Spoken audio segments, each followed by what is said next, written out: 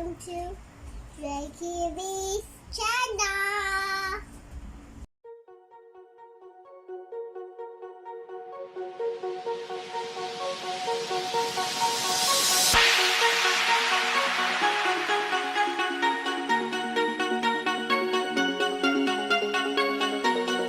So, today po ay gagawa po ako ng bola-bola. So, ang ingredients na kailangan natin para sa paggawa ng bola-bola ay itlog,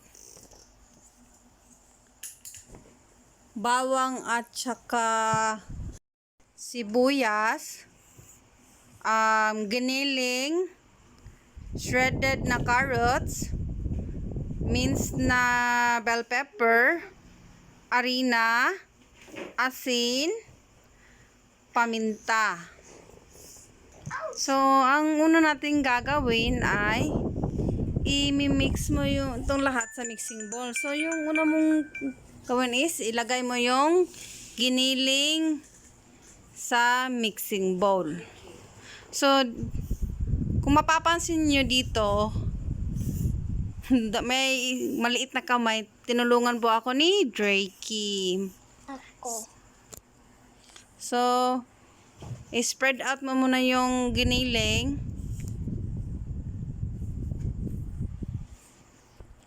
Then, ilagay mo yung itlog. So, ibidiretso mo ng biyak yung itlog sa giniling. Dalawang itlog ang kailangan natin dito. So, pagkatapos haluin mo ito,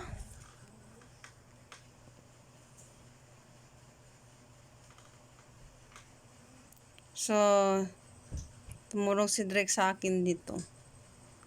Para, ano naman, matuto siya.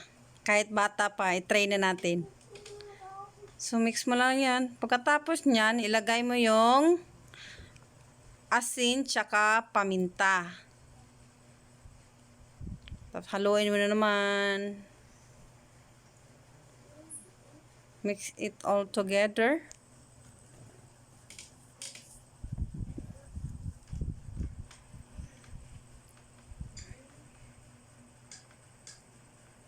After nyan ay ilagay mo yung bawang tsaka sibuyas.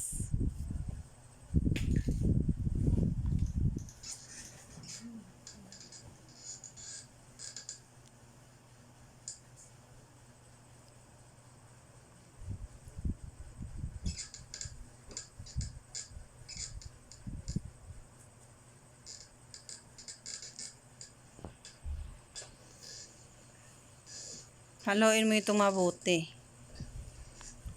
Sunod ay ilagay mo yung bell pepper tsaka shredded na carrots. So, halo na naman.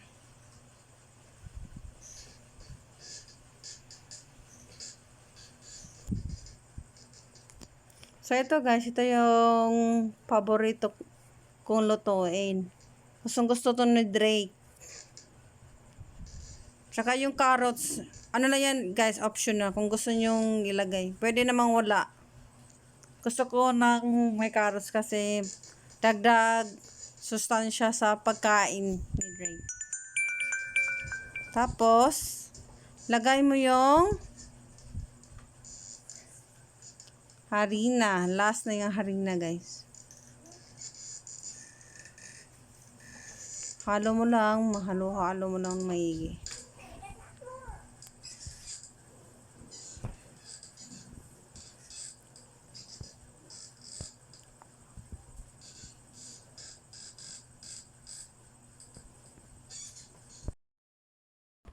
Pagkatapos mong haluin lahat, ang next step na gagawin natin is i-form na natin siya into pabilog.